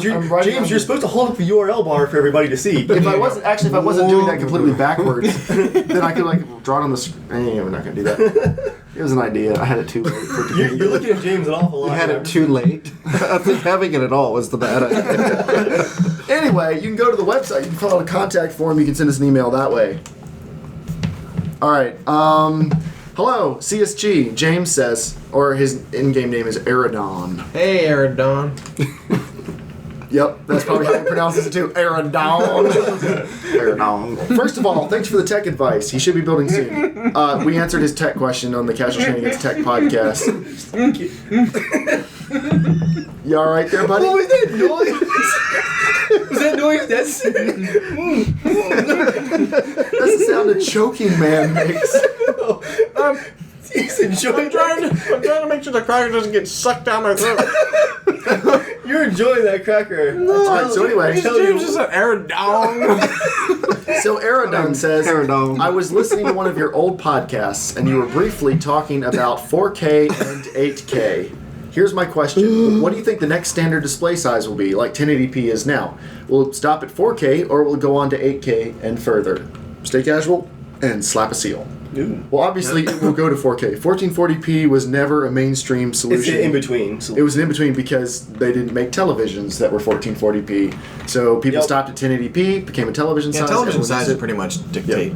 And people are buying 4K TVs. People are buying 4K TVs and there's nothing to watch on them now, unless you buy a streaming That's why I'm really box. surprised with it, too. It's like... They're selling so many. People upsell them so hard, like Best Buy and all. Like, Yeah. You can on the Netflix app. You can watch House of Cards and Breaking Bad. The new 4K Blu-ray disc just finally got finalized. Maybe I think 8 months ago, and it's going into production. So gosh. Someone on Reddit posted a Best Buy ad that had a PS4 on sale, and right next to it, it was like, be sure to get a new 4K television for your PlayStation 4. it was like a bundle deal if you bought them both at the same time. So you can play pictures? Well, there's rumor that you can watch movies at 4K on the PS4. Eventually, They built it for that. I know it's not about rumors the HDMI port can support that, something like if they update it in the future. So I hope so. Just because it'd be awesome to rent movies. that'd be awesome to have a 4K. It'd be nice to Blu-ray already player have you a know about. 4K. Yeah. Player. But then One Call System writes in and says, "Hey CSG Seal Slapping crew, Wait, did we answer his question? Yeah, 4K. And then it's just gonna keep going from there. And then like Joel said, I say until the film industry gets higher, they won't jump. I think it'll be at 4K for the next decade, probably, because 4K is going to take probably 5 Honestly, years to roll out. even 3D animation stuff, you can read articles about Pixar and stuff. They're already stressing about 4K stuff because it used to be just 2K stuff in theaters. Yeah. And 4K, it's ridiculous to try to render for that size and keep stuff I know on that schedule. feel. Jeez. not 4K, but So One Call System says, I was listening to Dave's Casual Conversation, the Get to Know the Host casual conversation that Dave did with James. I'm listening to those finally. And my ears perked up when he mentioned Joint Operations being one of his first real PC gaming loves. Joint Operations was the game that really sunk its teeth into me as a PC gamer because of the incredible multiplayer, jungle warfare, and the huge maps. I have fond memories of the Orange Bowl and FNTS clan server that has some hilarious map mods. The best part about that game is it actually felt like a war that continued to go back and forth with real front lines and 100 people on some servers. How did that come when you get 100 players on dial-up in 2003? I mean, Because they weren't simulating Jack, I'm guessing. well, it was also based off of a flight simulator engine, so it had some wonky physics. But there was one day where I got on at 10 in the morning and played throughout the day, logging off at 10 p.m. and it was still in the same battle. I think he might be me because I did the exact same thing multiple weekends. You wake up and like this, or like in game, the sun's rising, like outside the sun's rising. How hilarious would it be if you had like a split personality you didn't know about? You're like, man, that sounds really familiar. He writes in 2 weeks later. And he's talking about his guns. You're like, that sounds strangely familiar. Sounds like a good short film. Yeah, Yeah, it does. Stealing it. Anyway, my first. Aerodome. My. This is a different guy now. Right. I'm gonna say it again. That was so stupid. Don't stop. No, don't stop. That was like a Marg level joke. Yeah, that was really bad. My first episode of Gaming Rage ever directed at me happened when a sniper continuously spawn killed me at camp and I became determined to kill him. I finally found the guy hiding away in the forest and knifed him to death. He screamed at me in chat for like 5 minutes yelling noob and other obscenities. I never felt such satisfaction. I'm definitely in Dave's camp when it comes to this game. I really wish I could go back in time to full joint operation servers again. Yeah, for one call system, I'll throw in one like little bonus joint operation story, seeing he enjoyed the game so much. About 3 years after we really started playing it, me and my brother, we went to visit some friends in the DC area, and they had DSL. And we've been playing this game for 2 years on dial-up. We stayed up one morning until like 3 o'clock in the morning on their computer playing this game, because it was like we turned on God mode. We've been playing on dial-up for 2 years. We were destroying, like, we were clearing out servers, me and my brother. Like, we were fighting over who got to play, because it was, like, easy. It was, like, everything was just so smooth. Like, the computer's fast, the Dude, I internet's remember the fast. first time experiencing DLSL, I was like, what? Yeah. I remember setting up downloads for just even like a 3 megabyte game Yeah. demo, and it'd be like, oh, we got 8K, guys! Streaming! Yeah, and it was like 3 days later, I'm like, yeah, we can play a little 8-bit game. Jazz Jackrabbit, that's what it was. You ever play that one? It was like the Sonic of PC games. Jazz Jackrabbit? Jazz Jackrabbit. Oh, It was a really cool game. Going back in time here, You're a little guys. rabbit, and yeah. His name Jazz? Right. Ooh, so Nate wrote in and said, hey guys, so the Call of Duty Black Ops 3 beta is happening right now on PS4. It may not be happening right now, but it was happening when he wrote this email for sure.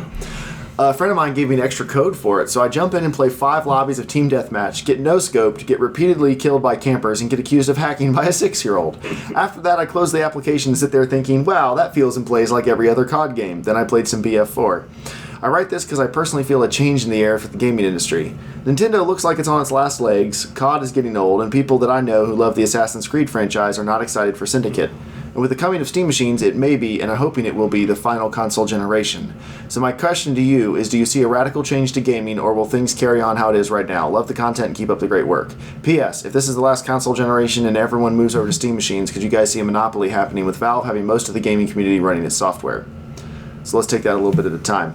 We're gonna work backwards. Yeah. Do you I think see... Steam machines are gonna flop. Yep. Yeah, I don't think they have a chance. All right, that was quick.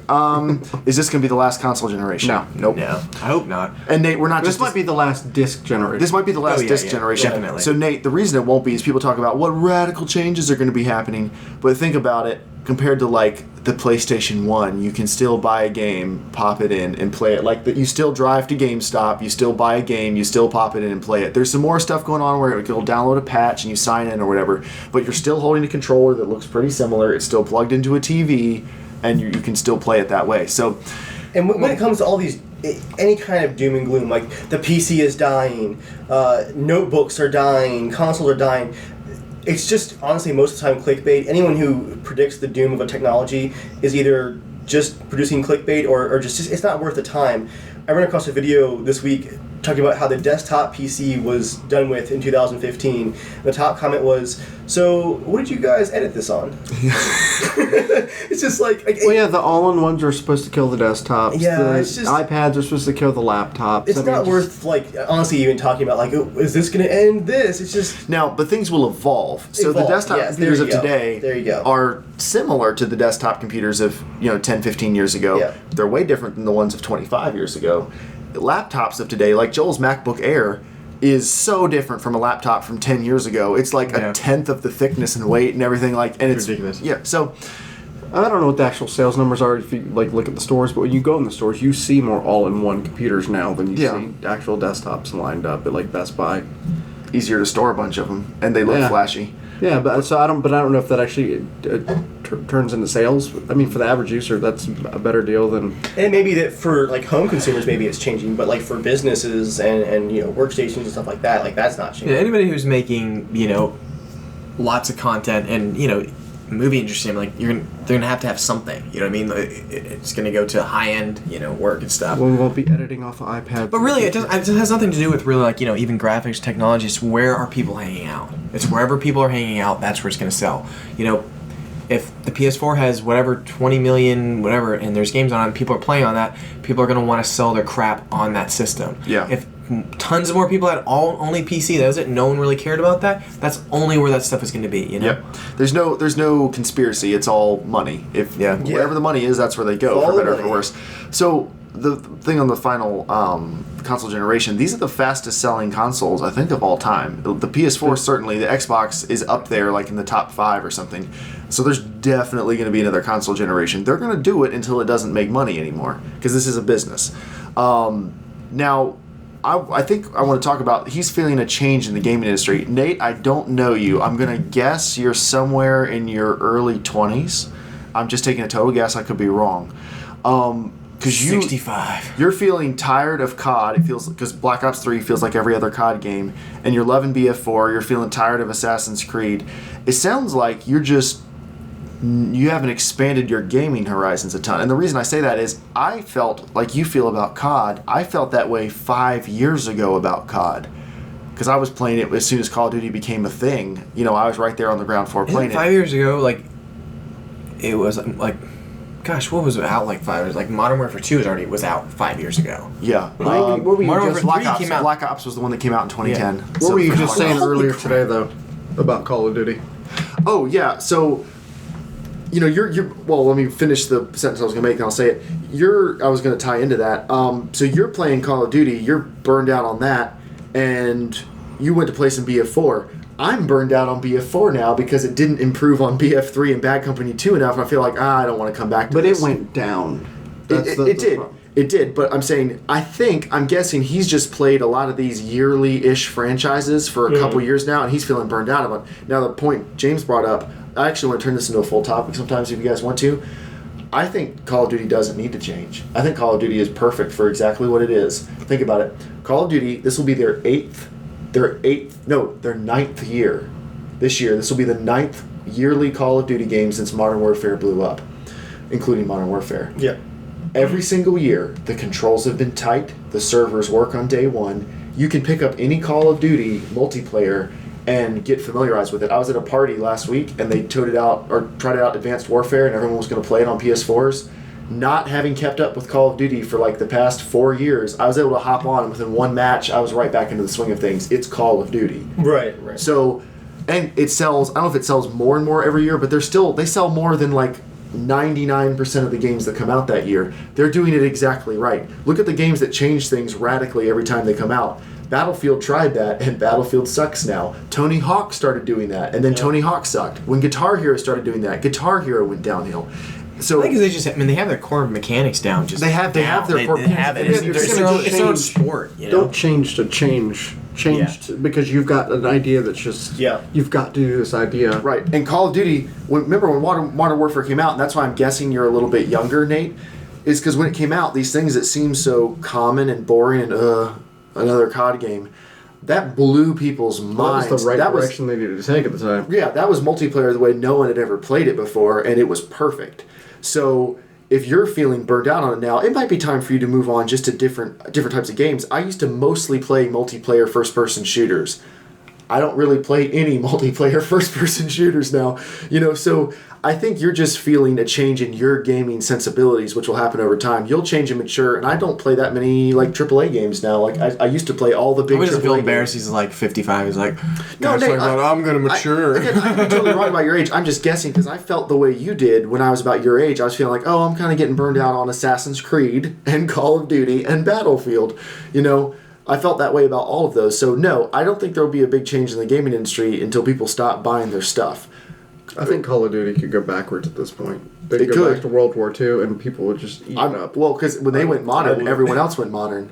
So if they went back to with today's mechanics and stuff and did a World War II game, think about it, there were so many World War II movies, and there weren't any for years and years and years. Yeah. And I watched Same Fury. with Western movies. Yeah, I watched Fury. Yeah. And with like modern updated technology and effects and stuff, Fury was amazing, just like the cinematography on it. Yeah. So same thing with Westerns. Westerns got old and overdone, and everyone had done Westerns. Yeah. And then we got Tarantino did Django Unchained, and we got The New True Grit, and we got 310 to Yuma. coming Those out were all Hateful Eight. amazing. Those were modern filmmaking sensibilities taken to an older subject. In the same way that Nintendo still does get a hit every couple of years where they take a new gameplay mechanic and then wrap it around Mario. You know, I think Call of Duty will make some big changes sometime in the future. They can't keep going like into the future in their storyline. At some point, it's going to just be Halo. Like, so I know they don't want to do that. Speaking of Call of Duty, I remember when they brought it on the Wii, when the Wii came out and they did the motion controls and everything on it, you know, it was like, oh, this is kind of unique, you know, you can point at stuff and shoot. I'd be very curious to know if they're going to if they'll build a specific one for VR. I'd be curious to know if there's a team that's like, you know, I mean, because I think that would sell a lot of VR stuff. Well, just being a big name. The Nintendo was selling millions and millions and millions of consoles at the time. Yeah, VR would have I'm not saying for Nintendo. I'm just really saying, take off for them to make that kind of investment. It was a less stupid investment for Call of Duty. It'd be interesting. I think like with their name could probably sell pretty decently well. Well, which is why when they did on the Wii U for like Ghost, it wasn't like that big of a push because they were doing it on the old consoles, but they didn't even touch Advanced Warfare. But yeah, I don't, and maybe we've talked about it enough on here, we don't need a topic, but I don't think Call of Duty needs to change. They have a good, solid foundation that they've kept consistent for almost a decade now. It's still good. And they add new features and stuff to it, and people are still buying it in the tens of millions. Like, I think they could branch out on on the name itself. Like, do more like a Total War type like Call of Duty Hardline. Do that kind of like. Well, no. What would you say? Hardline. Call of Duty Hardline. Yeah, I know what you're saying though. They could branch out, and now that they're running 3-year dev cycles instead of 2, I am looking forward to seeing if we get some more unique experiences, because they don't feel like, okay, we can't innovate a ton. We have to just refine the experience, new setting, new story. I played. Did you play the beta at all? I played a little bit. Because it was free. Did you enjoy it? Yeah, it was pretty nice. I actually liked it. It was interesting. I liked it a little bit more actually than Advanced Warfare, just some of the movement, because they took away kind of a few things of it, but then it's fast, but it was almost a little bit slower paced than Advanced Warfare in a way. It was just, I mean, it's like one of those things that like I think Counter-Strike has never changed. Yeah. They'll never change. It'll doesn't need to. It'll just update just enough to be, you know, relevant for graphics. It'll take 4 years for the community to embrace it again. But I'm like, when CS:GO came out, people were so angry. But it was dead. CS:GO isn't a massive community anymore now. I mean, it's huge still, but is the competitive scene? In the competitive scene, it's huge. Is it still like? I mean, gigantic? And for competitive, yes. Are there millions of people playing every night? Probably not. But for competitive, it's bigger than Call of Duty. No, I mean, their fan base is never going to go away. But I'm just saying that they don't need to change. Most of the competitive Call of Duty teams now CS:GO is like their main thing. Like, if that tells you anything. Yeah. So yeah, no, there aren't as many people playing it as play CS or play Call of Duty. I would love to see Call of Duty come out with, you know, with a World War II or a World War I, whatever. But I would love to see one that they slow down just the shooting mechanics a little bit. Like, I would love to see Call of Duty take on a little bit of how Battlefield takes on their shooting mechanics. Not necessarily their world or the maps, because I think they're kind of crappy. But like just the way. Like, not so snappy with the guns for shooting. If they're gonna do World War II, like I wouldn't want Advanced Warfare like snapping mechanics for that, because it's like they're futuristic. You know, things go quack. Go quack. That sentence was quack, yo. Meridong. Would you play a Revolutionary War Call of Duty? Oh, I'd love that. I've actually been wanting to have a Civil War. Or anything like that. Well, have you played the Call of Warhead set in the Civil War? Yeah, it was. You didn't like it? Nah, I think I would have really enjoyed it back when it came out, but it was like it didn't age well. It was like, you know, and then I don't know, just the way it like shot. It was kind of Call of Duty. What do you think the Revolutionary War? Like, I want one like there was actually a Half-Life mod that I played that was Civil War that was really good. Mm-hmm. But I think it'd be really cool to have really awesome looking graphics. Have to really time your I actually would love to have an apocalyptic type survival game, but in the Civil War, like you're on the run, so you have to like scav and stuff. But you have you only have like a couple bullets with you. But I think So open world survival desertion game. some, You could like take but- the Desert in the army game. You But you yeah, shoot yeah. your thumb I mean, off and yeah, hit the road. I don't know. I think that'd be kind of cool, but just that kind of time period. Yeah. Yeah. But You could like hop on the Underground Railroad and take that for miles. But I want like a tomahawk like Mel Gibson in the Patriot. Choo choo. Thanks for playing that game, Shane. By the way, 500 miles. Nailed it. I think it's a shame that Shane didn't get to actually ride the Underground Railroad when he was here. It's part of the American experience. It was being fixed. It was dead. Oh, gosh. Oh. To what? I'll tell you later. Perfect joke. So it's now time for 90 Seconds with Joel, a part of the podcast where Joel dreams about Fallout 4 in front of all of us for 90 seconds. Okay, so recently my wife was out of town. She was visiting her sister, and while she was out of town, I've been watching a lot. You are a sick man. What were you watching while your wife was out of town? Go ahead, please a finish. lot of Fallout trailers. I was watching a lot of Prison Break, actually. When Joey's out of town, Joel's watching prison stuff. Don't drop the soap, fellas. I would get out of that if I wanted it. I got something to offer you. No, that's not a shiv in my hand. But I will stab you with it. All right, yep, no, that's about as obvious as you can get. Anyways, yeah, so Talk my about brother prison really sex. enjoyed the show, and I remember watching a couple episodes, and I was like, I kind of wanted, I don't know, I've always enjoyed, like, prison documentaries and stuff. I just find it fascinating. But, so I've been watching the show, and I remember thinking, not even the show, because no one's ever get, like, completely shackled, like, on their feet or anything. At least the show, but I was thinking, like, back in the old days when they had Chain gang or something. like, when they had, like the ball, when they had the ball and chain, I was like, just where is this going? It's going somewhere you're not going What to do you enjoy. think happened? You say you like a lot of prison documentaries, but that's what you think happens in prison? I was just talking about how like some people are shackled around their ankles. Right. The stereotypical chain gang. Yeah. But I'm saying like, I mean, I was reading like some people like they were constantly shackled and that's how they had to walk around like forever. And so yeah, you're gonna totally laugh at this, but I was like so bored. I was like, how long can I handle having my feet shackled until I just can't handle it anymore? So I tied a shirt around my ankles and I just shuffled around the house for like a couple hours.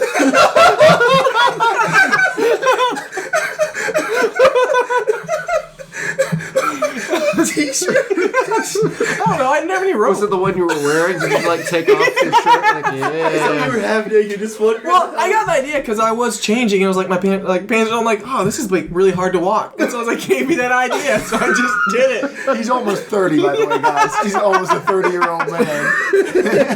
I was home alone. I can do whatever I want. I'm gonna drink my sparkling water. I can tie myself up and pretend I'm in prison. Guys, I'm so busy working on Norbert. Joel's like on the phone with the producers and stuff. He's like with his legs tied up, shuffling around the house. So Wearing orange. when you like go into the bathroom and you like stand up, you're like, I'm not gonna pull my pants up this time. I'm just gonna walk around like. Well, that's exactly how it happened. And then I was like, Well, how was your shirt? well, ankles. no. Okay, when you go to pee, when you take your shirt off, so like you're not getting spray anywhere. You take your pants completely off. I'm gonna Then you pee. get in the power I squat know, we position. get some squirts of Just shirt. rip it. Gotta take that off too. Well, it was because I was in the bathroom and I was like, I just didn't pull my pants. I was like, oh, this is interesting. Joel, no. hold on. Hold on. Wait, what? No, What? hold on. What? When you go to the bathroom, are your pants normally around your ankles? No. You're like that guy in a public urinal. You just drop into the ground. No, it wasn't that. I was just like, because I just got home. I was getting ready to change, but I was just like, I had that random idea. And I was like, you know what? I can do what I want. Story keeps changing. Joel's like, oh, that sounds good. No, I didn't do any of it. No, I did something different. Oh, you think that's weird too? Oh, all right. Well, I lasted for 4.5 hours, and I just couldn't handle it. 4.5 hours. 4.5 hours. Yeah. Wow, that's pretty cool. Now, next time, get let's upstairs. get a room the size of a cell and see how long you want to live in there. Well, my brother and I, we used to do blindfold tests for like see who could handle being blind for the longest, like just throughout the day. Just go to We sleep. Yeah, so we would do that. We'd see who could make it around the house. We had to like still do our chores and stuff like that. Okay, that sounds kind of fun. But I don't know. I was just like, yeah, people think it's stupid, but you know what? I like doing stuff like that. Joel, all I'm gonna say is I'm really glad that I stopped by to make you play some Witcher while your wife was gone. I feel like you. What if you came over? What if you came over and I was just like, Yeah, did you like keep all your phone bound with up? you in case there was a problem? Did you go up and down the stairs and stuff? No, I didn't. Well, I guess once. Yeah, I did think like I'm gonna fall and just like Yeah, crack my skull open. Right, just don't do that. Baby. That's not really the We're all prisoner gonna experience. we're all gonna have to lie at your funeral. Like he was a great man who tied his legs together and fell down the stairs. He was a great man until Darwin looked down from heaven and went, "Yeah, it's time." My funeral will be the one where you like go up to like say your final goodbyes or whatever, like look, you know, on the body, and you're gonna right when it's my eyes are gonna actually have like scanners, and it's like, oh, it's Dave. I'm just gonna launch out and just scare the crap out of you. Of course. I don't know if they have that. Have you funeral buddies. already set that up now?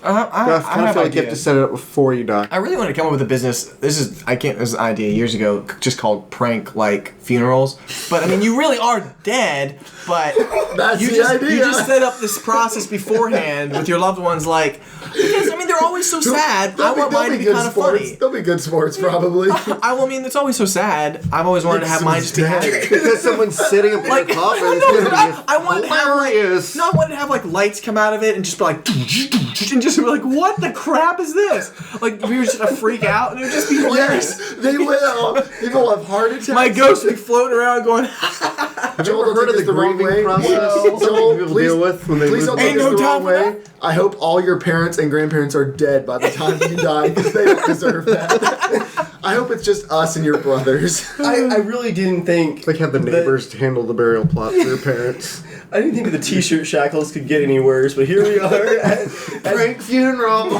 prank disco. What if I was dressed up like a clown? Surprise, guys! You think I'm back alive, but I'm still dead. I'm just animatronic.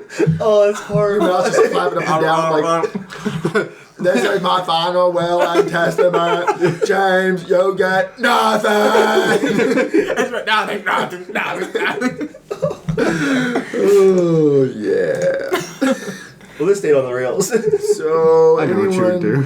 What? I won't say it on Let's the do podcast. it. Let's so. whisper in my ear. I'll prove it.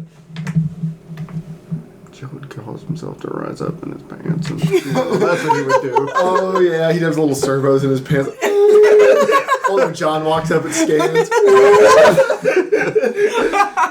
Come on, he'd be touched. You would. Yes, he would. Touched or touchy? Sexual assault is not something you should joke. I was thinking about keeping that story from you, but Please don't. Never keep anything from us, Joel. You think it, you say it. This circle is safe. Now, that side of the circle I don't know about. Which side?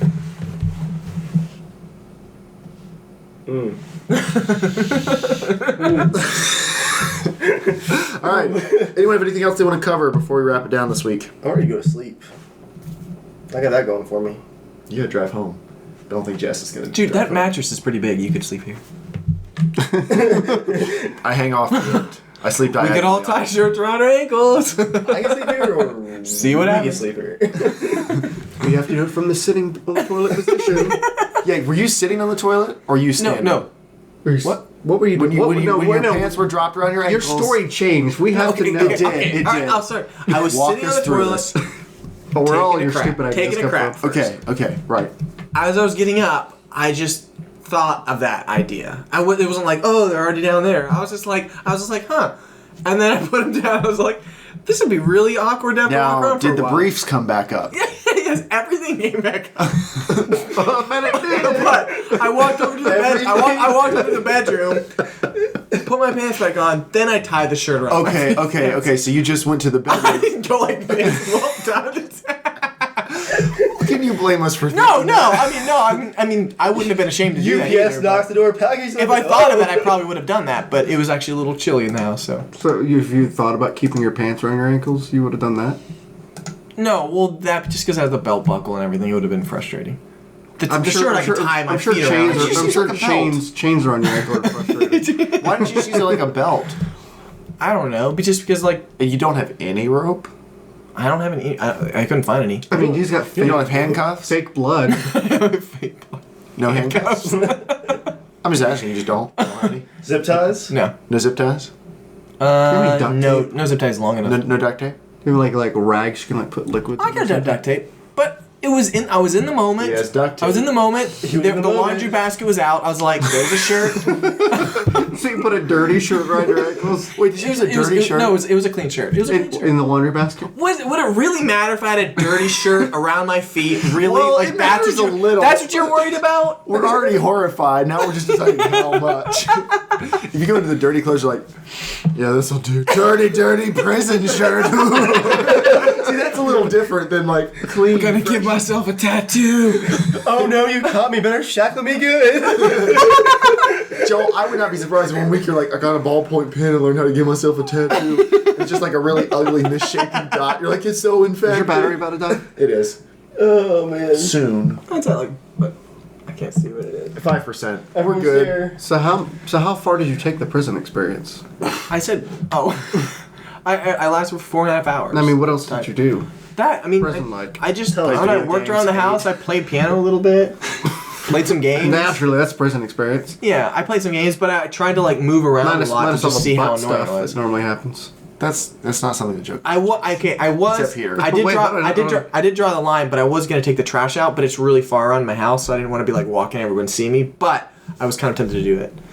You thought about it. I thought about it. I did think about it. Yeah. With that, guys, that's the show. Joel, do the rigmarole.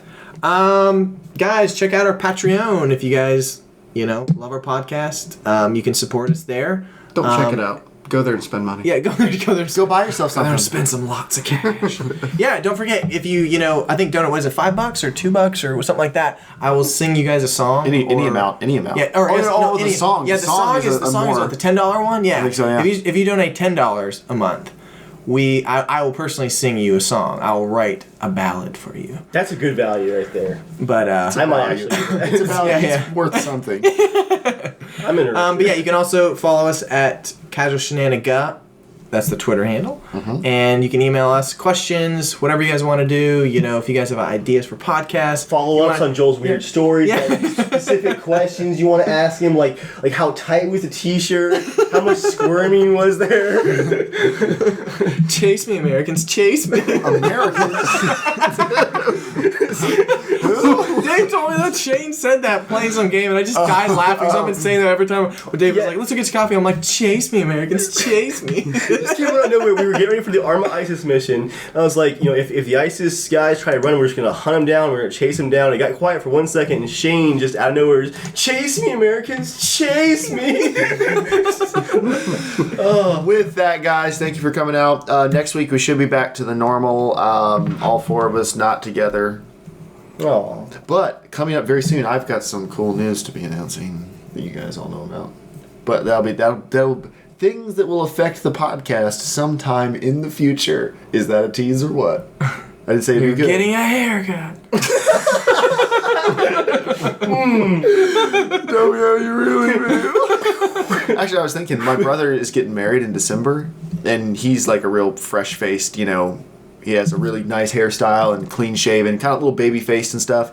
And my other brother has to be clean-shaven for the military, and then like all the other groomsmen I think are. So I think I'm going to probably just cut it all off, then shave. Do it. Yeah. I got to pick a hairstyle now, though. It's been so long, I haven't needed one. Like, I don't think I'm going to do an undercut again, like where I slick it back. I think I'm going to do like an actual haircut, so who knows. But anyway, Through the Trump. thanks for coming out. If you signed up for the Rocket League tournament, you'll get an email shortly. If you haven't signed up and you want to, just get you and a buddy and send us your PSN names, and we will add you to the tournament. With that, Unless your guys, names are Dave and James, then you'll just be alternates. we'll be playing. can I please end the freaking podcast? Don't forget to visit CasualShenanigans.com. We have lots of cool stuff on there, exclusive content, and I've got more planned. And check out Germ Gaming's new gaming channel to see how cool On it looks. YouTube. And Yeah. if you subscribe to our YouTube channel, you won't have to like Google it every time. You'll just get an automatic update like, "Hey, they're live broadcasting." Yeah. And don't forget to like us on Facebook. It really helps us Oh, out. we do have Oh, a yeah, Facebook, yeah, we do have a Facebook. which we weren't really talking about yet, I don't think. But yeah, we have a Facebook. Look up Casual Shenanigans. No, it's not Casual Shenanigans, is it? This is. If you search for it, you'll find it. It's Casual Shenanigans. Are you sure? Let's find out. Just look for the blue logo.